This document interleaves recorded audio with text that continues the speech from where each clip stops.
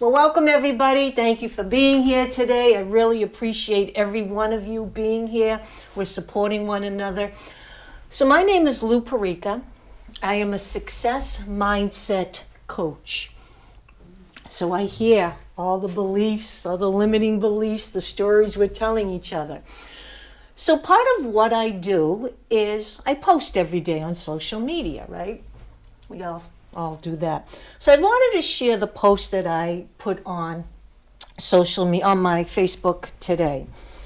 It said, the most rewarding things you do in life are often the ones that look like they cannot be done. So I want to elaborate a little bit more on that. I want to tell you about a story, probably one of the biggest physical challenges I've ever experienced. But when I started, I remember doing my first road race. It was 1 mile. And I can remember it started off on a little hill and then it just went. I thought I was going to collapse. I thought I was pretty fit. I was doing aerobics at the time. You're probably all too young to remember Richard Simmons, and I had leg warmers on and the whole bit, and we'd go. So I figured I'm going to do this road race. It's only 1 mile. Whew. I thought I was going to die. In my head, the little voice, what do you think you're doing? You're not a runner. You can't do this. And I'm watching everyone ahead of me. And they're running. I'm like, how come my legs aren't moving that fast? But I finished. Again, I thought I was going to throw up. But what I realized is I had made a decision. See, we all have choices in life. And we all have the ability to make a decision. And I will tell you that's where your power is. That's where your power is. I've heard many stories here today, and all I kept hearing was they had a choice and they made a decision. So I want to fast forward. Because of that little 1 mile race, that led me to doing a 5K. Once again, I'm running.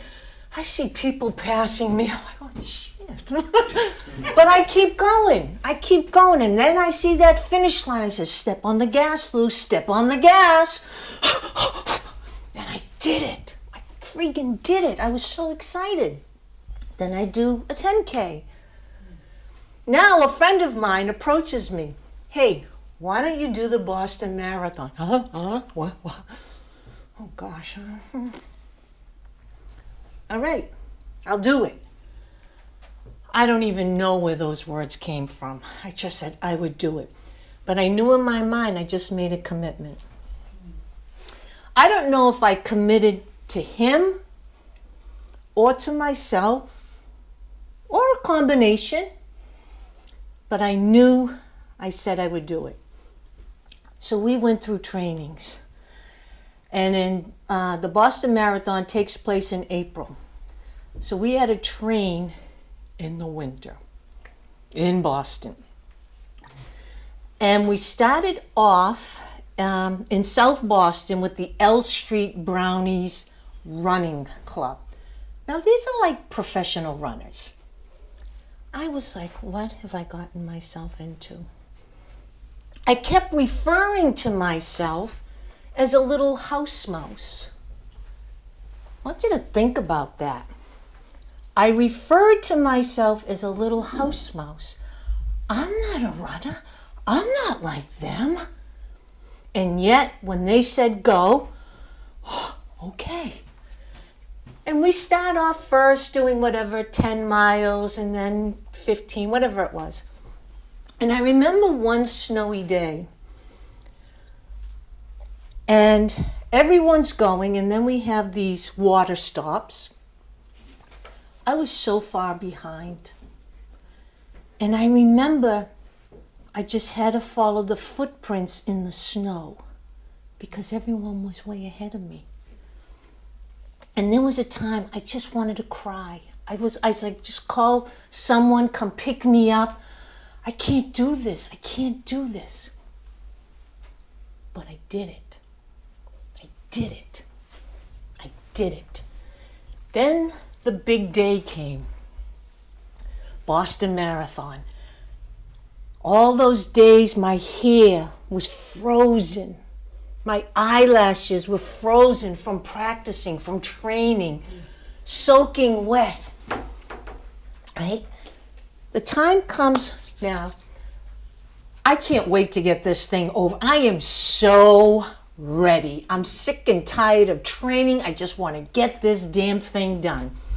That gun goes off, and I just said, well, Lou, you're in Hopkinton. You're 26 miles away from Boston. You better get your ass in gear. Right? Because the only way to Boston is one foot in front of the other. And they were almost going to cancel this particular marathon because there was some storm that was coming. I said, all right, that gun went off. Thousands, and it took me actually, I think, 8 minutes just to pass the starting line. So there's thousands and thousands of people. And I'm running, and I'm running, and I'm running. Just keep going, though. Just keep going, just keep going. And they put this little tracker on your sneaker. And that tracker, your friends or family can track you to see where you are. That little tracker helped me because I kept saying, I want my family to see. I just passed the, 10-mile mark, the 15-mile mark. So it was like having my support team with me on that little tracker. I saw people with, prosthetic legs passing me. I saw grandmothers passing me. I saw people pushing wheelchairs passing me. I saw people in costumes passing me. I saw soldiers with backpacks and work boots on. I got a little candy in my mouth. I shouldn't have put it in. But I kept saying, it doesn't matter, Lou. You've got to get to Boston. You've just got to get to Boston. And as I started coming around towards the end, my coach at the time came up and ran up to me saying, come on, Lou, you can do it, you can do it. And he was like yelling in my ear. I was just like, shut up, go away. But I saw that finish line, and at the time, my kids, this was before 9/11, maybe, yeah, it must have been. My kids were able to join me, and I have a picture of this, and run past the finish line, cross over the finish line. They give you this big silver wrap. You feel like a baked potato in it. And at that moment, it wasn't like I did it. I was just like so done. I was so done. But I will tell you, every time I look at that picture, because I have my medal, pictures of me at different points of the road race, and with me and my kids crossing the finish line with my time. That is probably the proudest moment of my life that I can look back on. Because I kept referring to myself as a little house mouse. I can't do this. I can't. What are you doing? What are you doing? But the desire pulled me forward. The desire kept saying, you keep going. You keep going. Never stop. I don't care if I had to walk. I was going to cross that finish line. So what I realized as I go through life, I get married. So this is the power of decision. I get married, or actually I was married at that time, but when I got married, when I said yes, that brought me into a new experience, right? When we decided to have children, that brought me into a new experience. When I decided to be a realtor, brought me into a whole new experience. When I decided to retire from real estate and come into the personal development field, it let me, it's a new experience.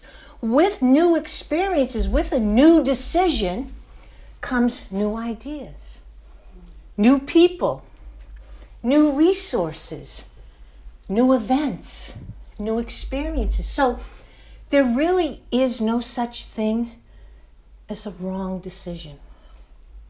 There's really no such thing as a bad mistake. When you think about it, every decision's going to open up a new door. When that door opens, you're going to be presented with choices. Because you made a decision, a new door was open. You get to choose, oh, do I like these new things? Yes or no? No, I don't. All right, let me open another door. So you see, every choice and every decision is leading you down your own personal journey. Everyone has their own journey. And every choice and decision you make is like a little piece of ceramic or sea glass, and you are creating your very own mosaic. That's your personal journey. That's why no one will ever, you can't be creative because no one's had the experiences that you've had. So sometimes we ask people for opinions. That can be very challenging because they really haven't walked my entire path. Only I have. Only I can make decisions for me. I'm very selective now because I used to say, what do you think I should do? What would you do? I was a good victim. I was a very good victim. Not proud of it, but I was. Well, what do you think I should do? Well, what would you do? Well, Lou, I would blah, blah, blah, blah. Okay, that's what I'm going to do. And then if it didn't work out, what could I do? Blame them. I only did what you told me to do, Chris. Oh, jeez. So now, I really make my own decisions. And if I do feel I need some input, I'm very selective of who I ask and the results that that person may have gotten in life. So always know, you always have a choice. It may not feel like you do. You may not like the choices, but that's part of your power. That's why you're the highest form of creation. That's why you have the ability to think, which is the highest form, that's the highest power in all creation. You have the power to think. So if you're not thinking, and if you're not choosing, and if you're not deciding, then you just may as well be a squirrel. But you do have the power.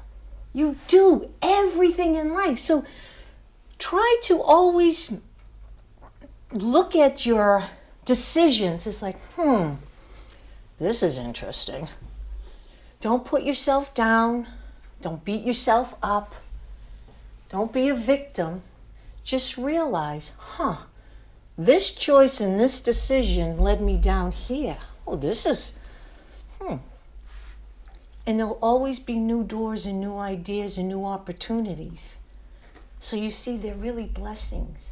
And because I made my past decisions, now my children my son made a decision to get married. That's his decision. Now what's it like to be a husband, right?